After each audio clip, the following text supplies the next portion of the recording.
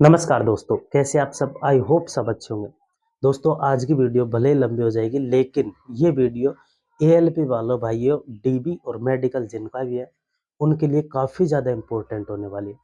इस वीडियो में मैं डॉक्यूमेंट अपलोड से लेकर डॉक्यूमेंट वेरिफिकेशन से लेकर मेडिकल तक सारी चीज़ों पर क्लियर और स्पष्ट रूप से बात करने वाला हूँ। अगर आप ये वीडियो देख लेते हो, भले ही आप स्पीड बढ़ाकर इस वीडियो को देख लेना, इसके बाद में आपका कोई भी डाउट नहीं बचेगा। चाहे आई टेस्ट से संबंधित हो गया या फिर एक्सरे, ईसीजी, आपका मेडिकल से संबंधित कोई भी डाउट नहीं बचेगा, डीबी से संबंधित कोई भी डाउट नहीं बचेगा और डॉक्यूमेंट अपलोड से संबंधित कोई भी डाउट आपका नहीं बचेगा, क्योंकि मैंने सारी चीज़ें लिख रखी है यहाँ पे। आप देख सकते हो, मैंने सारी चीज़ें लिख रखी है ताकि मैं कोई भी चीज़ को मिस ना करूँ और किसी भी चीज़ को भूलूँ ना। आपको सारी चीज़ें मैं बता सकूँ। मैंने याद करके पहले अच्छे तरीके से इनको लिखा है ताकि कोई भी डाउट किसी भी भाई का नहीं बचे। तो दोस्तों, सबसे पहले हम बात कर लेते हैं डॉक्यूमेंट अपलोड के बारे में। डॉक्यूमेंट अपलोड के बारे में आप जैसे ही डॉक्यूमेंट अपलोड की साइट पे जाएँगे, वहाँ पे आपको पहले अपना पासवर्ड सेट सॉरी पहले आपको रजिस्ट्रेशन नंबर लगाना है, उसके बाद में आपको अपने डेट ऑफ बर्थ लगानी है, तो आपका ऑटोमेटिक पासवर्ड आ जाएगा। पासवर्ड की आपको फ़ोटो क्लिक कर लेनी है या फिर स्क्रीनशॉट आपको रख लेना है, क्योंकि जैसे वो पासवर्ड है तो वो हमारे द्वारा जनरेट नहीं किया जाता, उन्हीं के द्वारा जनरेट किया जाता है। तो इस वजह से कहीं न कहीं आप स्क्रीनशॉट या फिर फ़ोटो ले लें तो बहुत अच्छी बात है। इस चीज़ को अगर आप जिस चीज़ को आपको लगे कि इसे नोट डाउन करना चाहिए, उस चीज़ को आप नोट डाउन कर सकते हैं। तो उसके बाद में हो गई हमारी पासवर्ड वाली बात, रजिस्ट्रेशन वाली बात। जैसे आप रजिस्ट्रेशन नंबर लगाकर पासवर्ड लगाएँगे, उसके बाद में फाइनली आपका डॉक्यूमेंट अपलोड का पेज ओपन हो जाएगा। फिर उसके बाद में आपको सर्वप्रथम आपको फ़ोटो अपलोड करनी है, उसके बाद में आपको अपने सिग्नेचर अपलोड करने हैं, उसके बाद में आपको अपने 10th की मार्कशीट जो सर्टिफ़िकेट है वो अपलोड करना है, उसके बाद में आपको जो आईटीआई का सर्टिफ़िकेट है वो अपलोड करना है, उसकी मार्कशीट अपलोड करनी है। अगर आपकी जैसे 4 मार्कशीट है फर्स्ट ईयर, सेकंड ईयर और उसके बाद फर्स्ट ईयर की अलग से चाहिए, सेकंड ईयर की अलग से चाहिए और दोनों की कंबाइंड एक अलग से चाहिए और एक सर्टिफ़िकेट। आपकी 4 मार्कशीट हो गई। अगर आपकी सेमेस्टर वाइज़ है, तो semester first, semester second, semester third, semester fourth, एक इनकी ओवरऑल मार्कशीट, एक इनका सर्टिफ़िकेट। तो आपको ये सारी चीज़ें आईटीआई की पर्सनल सारी चीज़ें आपको लेकर जानी है। फिर उसके बाद में बात कर लेते हैं हम कम्युनिटी सर्टिफिकेट, कास्ट सर्टिफिकेट के बारे में। तो कास्ट सर्टिफिकेट भी आपको अपलोड करना है, जो आपने फॉर्म भरा उस टाइम का आपके पास होना चाहिए और जो आपने रिसेंटली में बनवाया उस टाइम का होना चाहिए। एक एसडीएम वाला होना चाहिए रेलवे फॉर्मेट पे। तो ये सारी चीज़ें आपकी कम्युनिटी सर्टिफिकेट की हो गई। फिर उसके बाद में मूल निवास, बहुत सारे स्टूडेंट मूल निवास भी डालते हैं, लेकिन मूल निवास डालना बिल्कुल ज़रूरी नहीं है, क्योंकि मुझे स्पेशली रूप से मैंने मूल निवास डाला था, तो मुझे स्पेशली रूप से कहा गया था कि इसको डालने की कोई ज़रूरत नहीं है, अगर आपने अब डाल दिया है तो हमें दे दीजिए।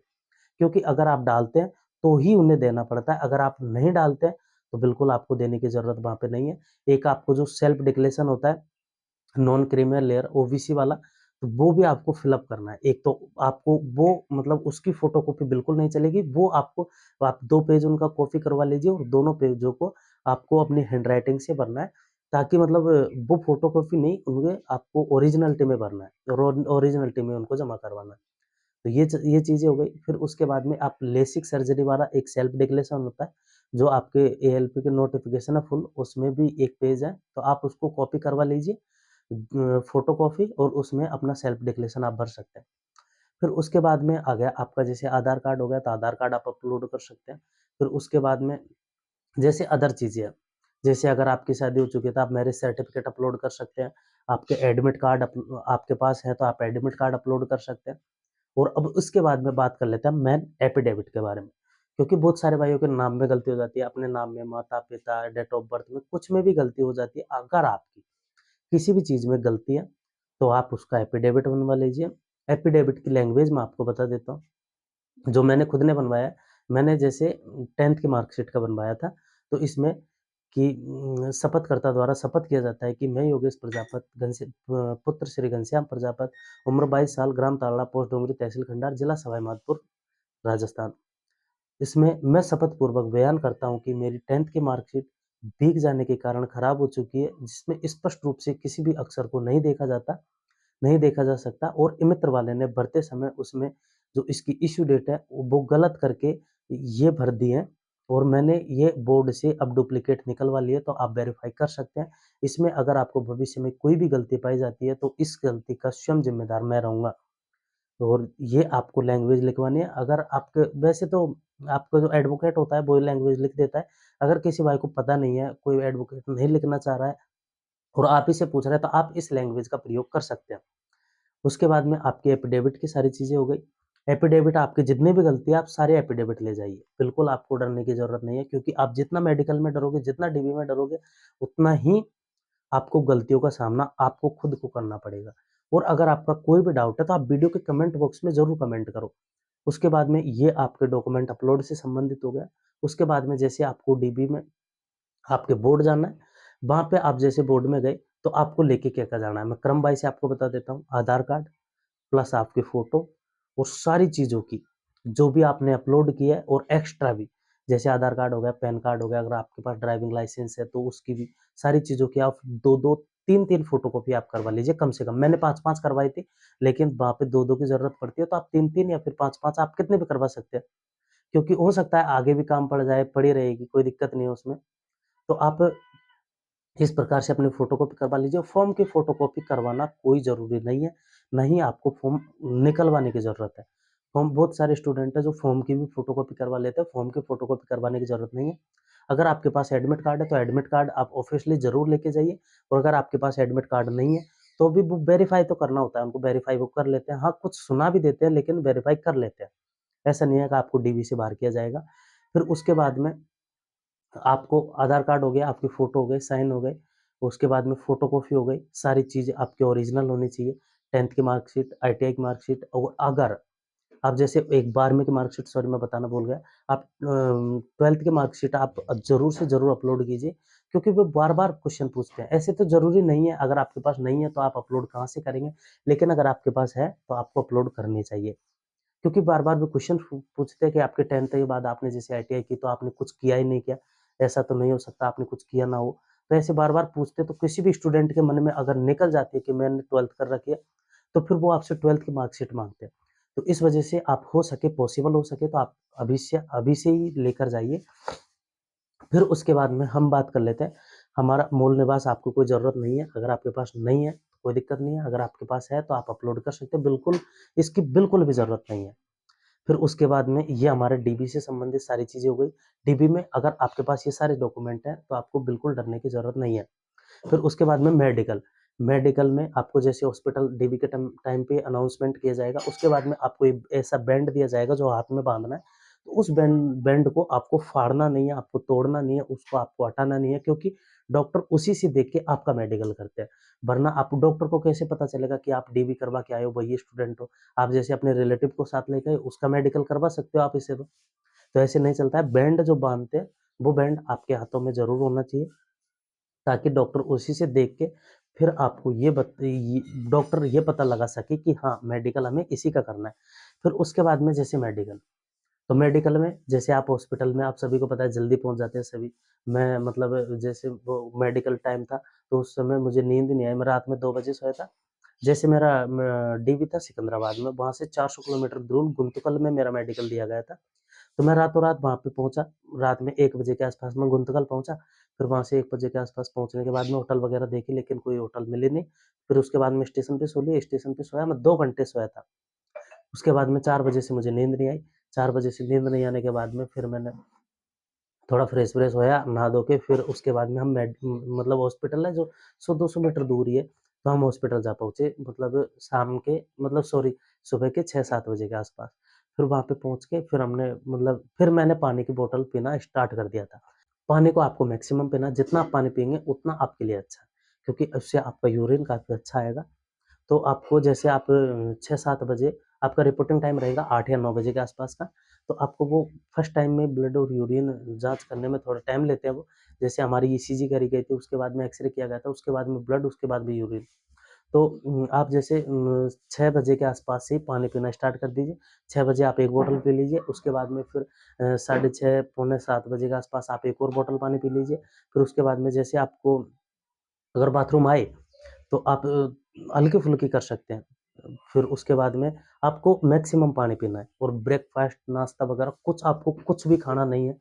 आप शाम के टाइम पे भी हो सके तो डीबी की जैसे शाम की अगले आपको मेडिकल की डेट दी गई, तो मेडिकल से शाम तक भी आप फल फ्रूट का ही नाश्ता कीजिए मेरे हिसाब से तो, क्योंकि मैंने फल फ्रूट ही खाए थे, मैंने कोई खाना वगैरह नहीं खाया था। मुझे डर था कि कहीं शुगर ना आ जाए, क्योंकि डर तो रहता है, सभी को रहता है, आप मुझे भी था, अब आपको भी है। तो आपका डर क्लियर करने के लिए ही मैं यहाँ पे आया हूँ। तो आपको जैसे ब्रेकफास्ट का बिल्कुल कुछ भी नहीं करना है, हो सके तो आप फल फ्रूट खाइए दबा के, तो क्योंकि फल फ्रूट से आपका एक शरीर भी अच्छा रहता है, दूसरी ऐसी कोई भी बीमारी वाली चीजें नहीं पनपती है, तो आप हो सके तो फल फ्रूट आप खाइए। और अगर फिर उसके बाद में जैसे हम हॉस्पिटल में एंट्री हुए हमारी, फिर सर स्टार्टिंग में हमारी ईसीजी हुई, ईसीजी होने के बाद में फिर एक्सरे हुआ, एक्सरे होने के बाद में, और हाँ, एक बात और मैं बताने भूल गया, अगर आपको किसी के भी सर्दी जुकाम है, खांसी जुकाम है, तो आपको डरने की बिल्कुल ज़रूरत नहीं है। बहुत सारे स्टूडेंट ऐसे होते हैं कि मतलब जैसे खांसी है, जुकाम है, और वो डर जाते हैं कि पता नहीं जैसे ब्लड में या फिर हार्ट बीट चेक करेंगे, ईसीजी चेक करेंगे, तो उसमें कोई प्रॉब्लम आ सकती है। हाँ, आ सकती है। मेरे खुद के खांसी जुकाम थी, मेरे अब भी नहीं मिट रही है, लेकिन मेरे ईसीजी में गड़बड़ आए थे। तो मैं आपको सारी प्रोसेस वो बताने जा रहा हूँ, लेकिन अगर आपकी सर्दी जुकाम है तो आपको बिल्कुल डरने की ज़रूरत नहीं है। उसके बाद में ईसीजी हुई हमारी, उसके बाद में एक्सरे हुआ, उसके बाद में ब्लड, उसके बाद में यूरिन, फिर उसके बाद में हमारी फिजिकल एक्टिविटी चेक हुई। फिजिकल एक्टिविटीज़ में जैसे हाथों को ऐसे चेक कर लेते हैं, उँगलियों को ऐसे कर लेते हैं, फ्लैट फुट, ये सारी चीज़ें आप चेक कर लेते हैं आपकी, जैसे पैर है। फिर उसके बाद में आपसे उठक-बैठक लगवाते हैं, और जैसे आपसे वो खाना खाते हैं ऐसे बैठ के, फिर आपको बिना हाथ टेके उठना है। तो ऐसे 2-5 बार करवाते हैं ताकि वो देख सके कि हाँ, इनके सारे ऑर्गन्स, सारी चीज़ें, हाथ-पैर सब अच्छे तरीके से काम कर रहे हैं कि नहीं कर रहे हैं। तो वो ये सारी चीज़ें आपको देख लेते हो। फिर उसके बाद में आता है मेन इम्पोर्टेंट, आई टेस्ट। तो आई टेस्ट जैसे हमारी फिजिकल एक्टिविटी हो गई तुरंत ही, फिर उसके बाद में हमारा कलर ब्लाइंडनेस टेस्ट कर लिया गया, उसके बाद में डिस्टेंस विज़न कर लिया गया, नियर विज़न कर लिया गया, और फंडस नहीं किया गया। फिर हमसे बोल दिया कि आप अगले दिन आना, फंडस आपका अगले दिन होगा। ठीक है, अब उसके बाद में निकलने वाले थे, फिर मेरे को तुरंत वापस बुलाया। फिर उन्होंने बोला कि आपकी ईसीजी रिपोर्ट में प्रॉब्लम है, तो आप, फिर मुझे 2D को जाँच दी गई, और वहाँ से 70 किलोमीटर के आसपास था वो। तो वहाँ से फिर मैं 2D इको रिपोर्ट करवाने दूसरे हॉस्पिटल में गया, वहाँ से मैंने अपने जो 2D को जाँच करवाई, फिर उसके बाद में रिपोर्ट मैंने सबमिट करवाई हॉस्पिटल में आके। फिर उसके बाद में मुझे एक अगला दिन और दे दिया गया कि आप ऐसे करना, आपका फंडस अगले दिन होगा। आप अगर आप अगले दिन फंडस कर सकते हैं, क्योंकि उस दिन हाफ डे था, सैटरडे था, तो इस वजह से हाफ डे करके फिर मैं मुझसे बोला कि फंडस आपका अगले दिन होगा। मैंने ठीक है। फिर उसके बाद में फिर आए वाली मैम आई, उन्होंने तुरंत मेरा फंडस कर लिया। फंडस करने के बाद में मेरी सारी चीज़ें आँख की भी मेरी क्लियर हो गई। और हाँ, विज़न के बारे में, अगर आपका विज़न में कोई भी दिक्कत है, जैसे बहुत सारे स्टूडेंट ऐसे सोचते हैं कि मुझे राइट आँख से बिल्कुल क्लियर दिख रहा है, और लेफ्ट आँख से मामूली सा ब्लर आता है, कुछ थोड़ा बहुत हल्का कम दिखता है। तो मेरे भाई डरने की ज़रूरत बिल्कुल भी नहीं है। वहाँ पे 6 मीटर है, फ़ॉन्टों की साइज़ काफ़ी ज़्यादा मोटी होती है, मुझे स्पष्ट रूप से दिख रहा था भाई। और मुझे काफ़ी ज़्यादा डर था कि कहीं मैं आँख में ना निकल जाऊँ, डिस्टेंस विज़न में ना निकल जाऊँ, क्योंकि नियर विज़न और सारी चीज़ें मेरी काफ़ी अच्छी थी। तो मतलब ये डर था। लेकिन वहाँ पे जो जो फ़ॉन्ट है, उसमें जो मतलब बल्ब भी जला होता है, तो काफ़ी मैक्सिमम प्रकाश होता है, तो हमें काफ़ी अच्छे तरीके से वो दिख जाता है। आपको डरने की ज़रूरत नहीं है कि आपको नहीं दिखेगा, आपको 100% दिखेगा मेरे भाई, आपको डरने की ज़रूरत बिल्कुल भी नहीं है। फिर उसके बाद में फंडस हो गया, फिर उसके बाद में हमने 2D इको की जाँच सबमिट करवा दी, फिर उसके बाद में हमें कोई दिक्कत नहीं। फिर हमें जैसे एक फॉर्म दिया, उस पे फाइनल साइन करके फिर बोला गया आप घर जा सकते हैं। फिर मैंने बोला भी था, मैंने कि सर कोई प्रॉब्लम तो नहीं है ना? नहीं, बिल्कुल आपको कोई प्रॉब्लम नहीं है, आप घर पे जा सकते हैं। तो ऐसे हुआ था मेरा मेडिकल। अगर आपका कोई भी डाउट है इससे संबंधित, और अगर आपका बिल्कुल जो बारीक से बारीक अगर आपका डाउट है, तो वीडियो के कमेंट बॉक्स पूरा खाली पड़ा है मेरे भाई, आप कमेंट करो। मैं आपको पूरा, जितना भी मुझसे पॉसिबल हो सकता है, मैं उतना जवाब आपको दूँगा। लेकिन जितना पॉस आप, जो भी आपका डाउट है ना, अपना आप कोई भी डाउट आप अपना जो अंदर मत रखिए, बिल्कुल सारे डाउट आप बाहर निकाल के फेंकिए मेरे पास, मैं सारे डाउटों का क्लियर जवाब दूँगा। और हो सकता है जितना भी आप, जैसे बहुत सारे स्टूडेंट हैं जिनकी 6/9, 6/12 है, और वो मतलब लेंस लगा के जाते हैं, और लेंस को हटा के फिर अपना जो विज़न टेस्ट करवाते हैं, तो इनका मुझे आइडिया नहीं है, क्योंकि ऐसा कोई केस हमारे बीच में था भी नहीं, ना मेरा खुद का केस है ऐसा। तो मुझे इसके बारे में, टोपोग्राफ़ी के बारे में मुझे बिल्कुल वो नहीं है। लेकिन हाँ, ये मुझे पता है कि जैसे मतलब मैंने उसके बारे में एक स्टूडेंट से बात की थी, तो उसके बारे में भी मुझे थोड़ा बहुत पता है। जैसे अगर आप लेंस लगाते हैं या फिर आपके जैसे कोई सर्जरी हुई, तो वो टोपोग्राफी से पता चलती है। तो टोपोग्राफी आपको वैसे नॉर्मली नहीं दी जाएगी। अगर आपके थोड़ा जैसे डॉक्टर के अगर पकड़ में आ जाती है कि आपके हाँ, आँखों में कुछ तो प्रॉब्लम है और आप बता नहीं रहे हो उस चीज़ को, तो आपको मतलब फिर टोपोग्राफी दी जा सकती है। और हाँ, 2 चीज़ें और इम्पोर्टेंट है। एक आपके जैसे अगर आपसे डॉक्टर साहब पूछते हैं कि आप चश्मा लगाते हो क्या? तो आपको सीधा स्पष्ट रूप से मना करना है कि नहीं, मैं चश्मा नहीं लगाता हूँ। क्योंकि अगर आपने जैसे चश्मा के लिए हाँ भर ली, तो डॉक्टर साहब फिर भी आपको टोपोग्राफी दे देंगे। तो इस वजह से चश्मा की आपको स्पष्ट रूप से मना करनी है कि मैं चश्मा नहीं लगाता हूँ। क्योंकि बहुत सारे स्टूडेंट ऐसे होते हैं जो नॉर्मली अब जैसे हमें फैंसी चश्मा लगाते हैं, तो हम सोच लेते हैं कि हाँ यार, चश्मा तो मैं लगाता हूँ, फैंसी सा लगाता हूँ। तो उनको पता थोड़ी है कि आप फैंसी लगाते हो। तो इस वजह से बिल्कुल आपको बताने की ज़रूरत नहीं है। आपको मतलब ज़्यादा होशियार भी नहीं बनना है वहाँ पे कि आप ज़्यादा होशियार बन रहे हो। और जैसे अगर आपके सर में कभी चोट लगी है, तो वो आपको बतानी नहीं है। अगर आप बताते हो तो मुश्किल मुश्किल आपको ही होगी मेरे भाइयों। और डरोगे, जितना डरोगे उतनी मुश्किल आपको होगी, क्योंकि ईसीजी आपकी गड़बड़ आएगी 100%। अगर आप डरेंगे, बिल्कुल बिंदास होके जाइए। क्योंकि मेरी तो ईसीजी मतलब खाँसी-जुकाम की वजह से गड़बड़ आई थी, मुझे पता है। क्योंकि मैं डरा तो बिल्कुल नहीं हूँ भाई। डरा तो मैं मतलब मैं ये सोच के गया था कि मुझे मतलब मेरा मेडिकल, मुझे उम्मीद है मेरा मेडिकल पास नहीं हो सकता, लेकिन मुझे चल रहा है। मैं मतलब कोई दिक्कत नहीं है, होगा जो देखा जाएगा। या फिर कैसे भी है, मैं मतलब ऐसे कुछ अंदर से अपनी फीलिंग्स के साथ मेडिकल देने गया था। मुझे बिल्कुल मैं इतना सा भी नहीं डरा मेरे भाई, किसी भी चीज़ से नहीं डरा मैं, सच बता रहा हूँ मैं। बिल्कुल मतलब हाँ, मुझे डर था पहले, फिर उसके बाद में 10-15 दिन से फिर मैंने डर को बिल्कुल त्याग दिया। मैं बिल्कुल नहीं डर रहा था किसी भी चीज़ से लेकर। वो नहीं मिलेगी तो साले अगली नौकरी मिल जाएगी, ज़रूरी है क्या इसी में? और आप डरोगे तो 100% नुकसान होगा मेरे भाई। क्योंकि जब तक आप डरते नहीं हैं, नुकसान होने की संभावना कम है। लेकिन अगर आप डरते हैं, तो नुकसान होने की संभावना और भी ज़्यादा हो जाती है। तो इस वजह से डरना तो आपको नहीं है। आप बाहर होंगे, तो वो डरोगे तब भी बाहर हो जाओगे, नहीं डरोगे तब भी बाहर हो जाओगे। तो डरने के तो चैप्टर आप निकाल ही दीजिए मेरे भाई, क्योंकि डरोगे तो 100% नुकसान आपका होगा। ये मैं चीज़ें बता देता हूँ। और वैसे डरने की कोई चीज़ है भी नहीं। ये सारी बताते हैं कि 6/6 हाँ, अब आपको भी पता है कि अगर आप 6/12 है, तो आपको 6/6 के अक्षर नहीं दिख सकते भई। तो उसमें तो आप डरो या फिर नहीं डरो, आपको बाहर निकाला ही जाएगा। तो ये तो नॉर्मल बात है। और अगर आपके यहाँ 6/6 है, अगर आपको यहाँ पे जहाँ पे आपने डॉक्टर से चेक करवाई है, वहाँ पे 6/6 विज़न आ रहा है, तो मैं 100% लिख के दे सकता हूँ। आप 100% मेडिकल में 6/6 आप करके आएँगे विज़न को।